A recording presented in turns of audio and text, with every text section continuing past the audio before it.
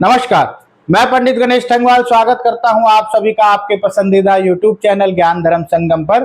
तो दोस्तों, जो लोग चैनल से नए जुड़े हैं वो लोग चैनल को सब्सक्राइब कर लें। वीडियो अगर आपको अच्छी लगे तो लाइक करें, शेयर करें, कमेंट बॉक्स में आकर कमेंट जरूर करें।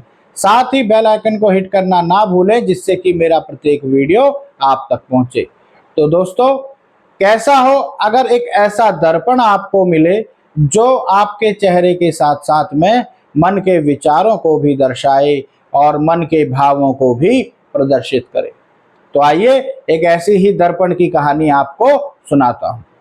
एक बार एक शिष्य एक गुरुजी के आश्रम में शिक्षा ग्रहण करने गया।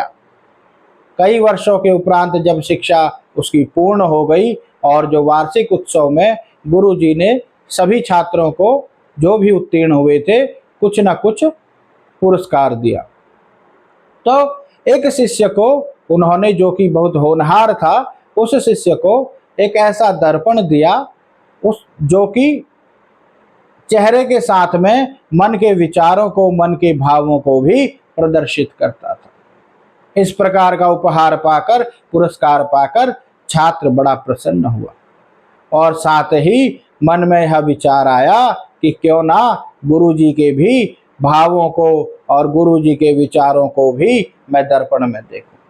तो गुरुजी की ओर दर्पण किया तो जो गुरुजी के अंदर कुछ अच्छे भाव दिखाई दिए और साथ ही कुछ दुर्गुण और कुछ अवगुण भी दिखाई दिए। इस पर छात्र सोचने लगा कि यार, गुरुजी के मन में भी इस प्रकार के अवगुण हैं, इस प्रकार के भाव हैं, इस प्रकार के गलत विचार हैं। चलो कोई बात नहीं। इस पर कहता हुआ अपने घर के लिए प्रस्थान किया।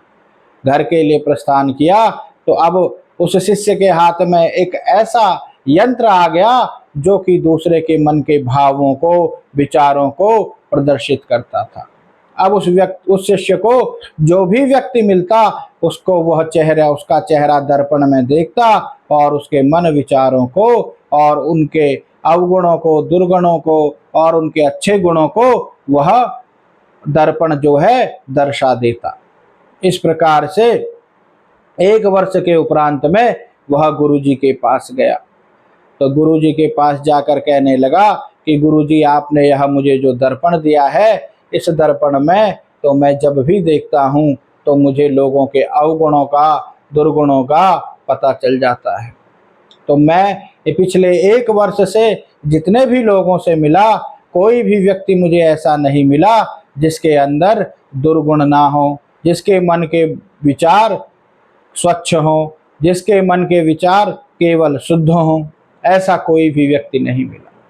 इस पर गुरुजी ने बोला कि उस दर्पण का मुख गुरुजी ने उस बालक की ओर किया। तो जब उस शिष्य की ओर किया तो उस शिष्य के मन में जो भी अहंकार, काम, क्रोध, लोभ इत्यादि जो दुर्गुण जब शिष्य ने अपने स्वयं के अंदर में देखे तो वह आश्चर्यचकित हो गया कि सबसे ज़्यादा दुर्गुण तो मेरे स्वयं के अंदर ही मुझे दिखाई दिए और एक वर्ष के अंदर में केवल एक बार भी मैंने अपनी ओर इस दर्पण को नहीं किया।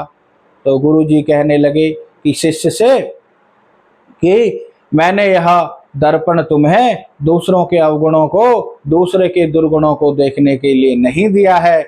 यह दर्पण तो मैंने इसलिए दिया है ताकि तुम अपने स्वयं के दुर्गुणों को देखो, अपने स्वयं के दोषों को देखो और उन्हें दूर कर कर अपने चित्त को, अपने मन को स्वच्छ करो।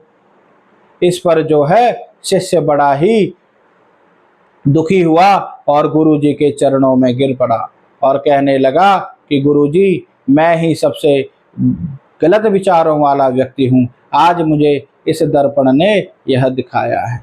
गुरुजी ने उसे उठाया और प्रेम पूर्वक कहा कि दुर्गुण तो सभी के अंदर होते हैं, परंतु हम दूसरे के दुर्गुणों को, दूसरे के दोषों को न देखते हुए अगर अपने दोषों को, अपने दुर्गुणों को, अपने अवगुणों को देखें और उन्हें हम शुद्ध करें, उन्हें हम स्वच्छ करें, तभी हमारा मन निर्मल हो पाएगा। इस प्रकार से गुरुजी को प्रणाम करता हुआ वह शिष्य जाने लगा और उसके बाद में अपने दुर्गुणों को, अपने मन के विचारों को शुद्ध कर कर अंत में बहुत ही महान व्यक्ति बना। तो दोस्तों, यही हमारे साथ में होता है कि हम लोग जब भी किसी व्यक्ति से मिलते हैं तो उसके ज्ञान, अपने ज्ञान रूपी दर्पण से उसके दुर्गुणों को, उसके दोषों को देखने लगते हैं, जबकि ज्ञान रूपी जो दर्पण हमें मिला है उससे हमें अपने मन के विचारों को, अपने दुर्गुणों को दूर करना होता है। तो दोस्तों, वीडियो आपको कैसी लगी ज़रूर बताएं और साथ ही चैनल को सब्सक्राइब करें, लाइक करें और उसके बाद में बेल आइकन को हिट करें। आज की वीडियो में इतना ही। नमस्कार, धन्यवाद।